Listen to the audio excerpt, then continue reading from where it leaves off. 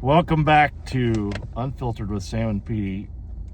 Here we are in the car, having just been to the game where Nebraska lost to the USC Trojans 21-17. I'm surprised that I could still talk, honestly, because I was yelling my butt off the entire game. Entertaining game, the first Blackout, University of Nebraska history. Pretty sweet. You like that? Did you like that, Petey? The touch was cool. After seeing red your whole life, just your whole perception of everything was different, just a little different because everyone wearing black.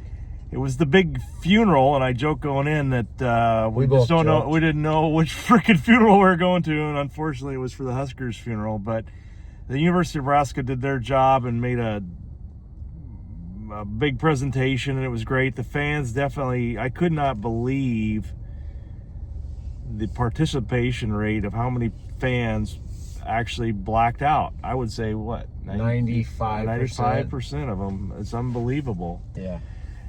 So that was cool. It was a great atmosphere. It was definitely loud.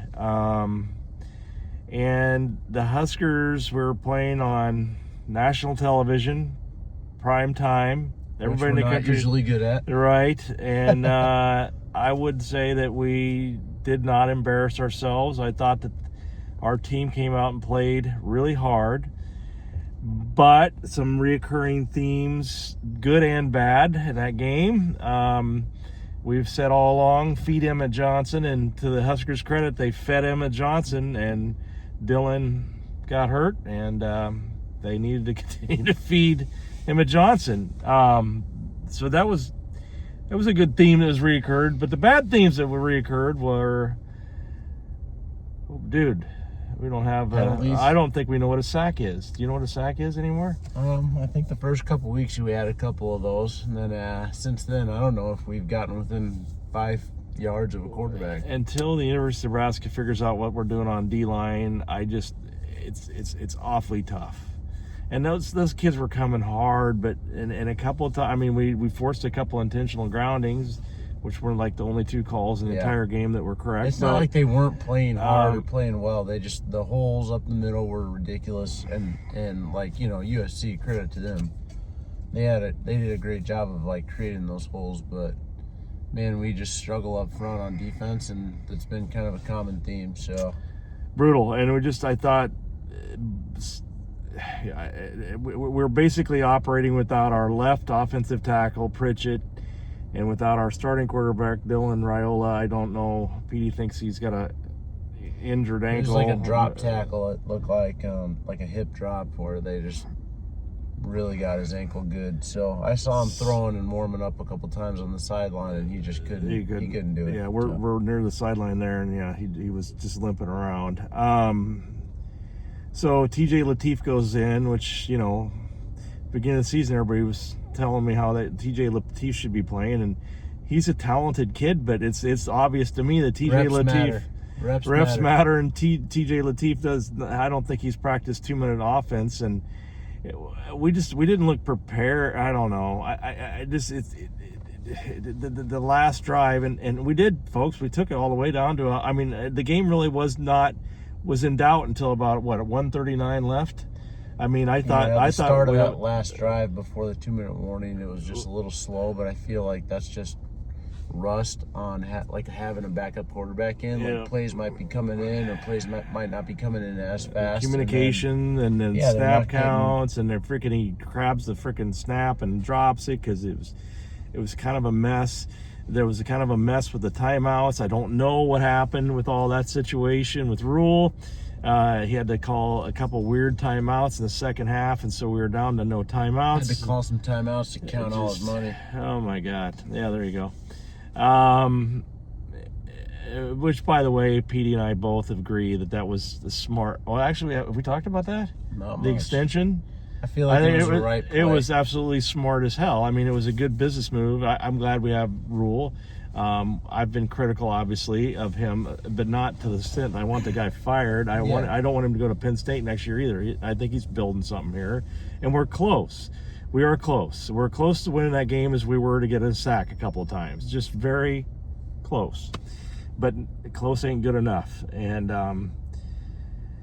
it was a hard-fought football game, man. The people going out on both sides of the game, and it was getting chippy, and it was a heck of a prime time, under the lights kind of game. Had some strange penalties there. You want to comment about the refs? Yeah, I think we both agree. Like, you can't blame the refs for a win or a loss. I feel like some of the stuff they called, they didn't call the other way.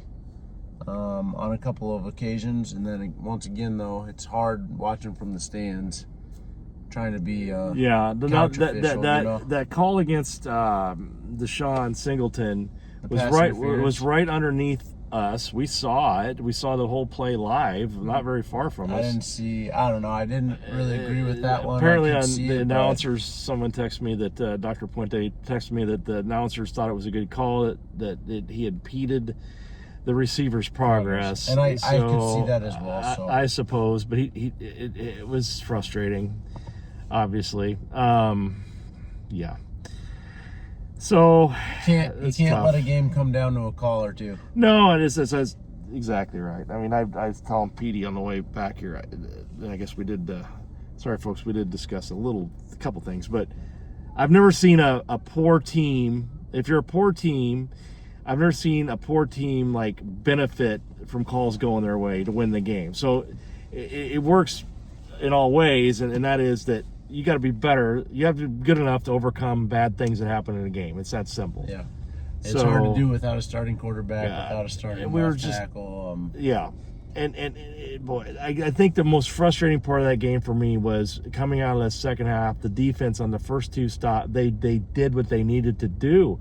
That we had an interception, and then we turn it over on fourth on downs. So what it was, that was a missed opportunity, and then we just did. We couldn't do anything with it. We had to punt. We fumbled. Yeah, that's when Dylan got hurt. Yes. Mm-hmm. Okay, and then we also stopped them on a fourth. They turned it over on downs, where our D stopped him on a fourth down. Yeah. And we're in their territory. We've got to go down and get points there, man. I mean, I'll take a field goal, whatever. We missed a field goal too, and it's just little things. So frustrating. None of our last three games are layups, and in fact, I don't know where the win comes in the last three. I don't know. Iowa's just Iowa, and they've had the same team for 25 years. I don't give a shit. At this point, I don't care about anything other than beating Iowa. But we'll see. We'll see with Dylan. I mean, and they're going to have to get Latif ready. You can go back to his home state of California, UCLA. They're no slouch. Yeah. So I don't know what's going to happen there. I don't even want to predict it right now, honestly. I'm just too tired. We're not ready. Old man's tired. Good thing young man Petey's driving. Listeners, did you know that Petey was born the year I graduated from high school? How's that? That's ridiculous. Anyway. Interesting stat of the day. Yeah. Short and sweet. Anything else, Petey? I'm tired. No. What do we got for next week? We got UCLA. What's your prediction? Dude. Gotta say something. Huh? Well, you go first. Nebraska wins. Okay. 21-17. All right. Well, I'm going to assume that Dylan's not going to play. No, we might get home before they kick that game off. That's true. We're in a parking lot. Moved about 10 feet since starting this. I'm going to say... God. I'm going to say you're pretty close. I think you're pretty close there. I'm going to say 20-14. Nebraska wins 20-14. Well, so we're on the unders. We've been on the unders, so. Let's do it. It was a good night for the Big Red. 50 recruits there. I don't think any of those 50 recruits were turned off by our program or how bad we are. Maybe they can see an opportunity. Hopefully there was a couple 300-pound defensive line recruits down there because we'll take you. Yeah. Go Big Red. Go Big Red.